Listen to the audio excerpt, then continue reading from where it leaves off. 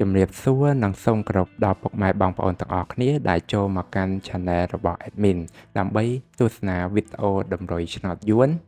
សម្រាប់ថ្ងៃទី3ខែ4ឆ្នាំ2025សម្រាប់វេលាម៉ោង4កន្លះនិងម៉ោង6កន្លះដូច្នេះកុំអង្យូរសូមពុកម៉ែបងប្អូនកលេចមកមើលតម្រុយ2លេខតម្រុយ2លេខ Admin គឺមានលេខ74 76 80 87សម្រាប់ប៉ះ ABCD បន្ទាប់មកគឺខ្ទង់ O ខ្ទង់ O Admin គឺ O នៅខ្ទង់7និងខ្ទង់8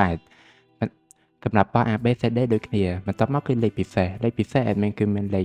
740គុណ642គុណនិង511គុណដែលលេខទាំងអស់នេះសុទ្ធសឹងតែជាលេខដែលមានសង្ឃឹមថានឹងចេញខ្ពស់សម្រាប់ថ្ងៃនេះអរគុណពុកម៉ែបងប្អូនទាំងអស់គ្នាដែលបានទស្សនាវីដេអូនេះពីដើមរហូតដល់ចប់ក៏ជូនពរពុកម៉ែបងប្អូនទាំងអស់គ្នាធ្វើការសងសំណាននៅថ្ងៃថ្មី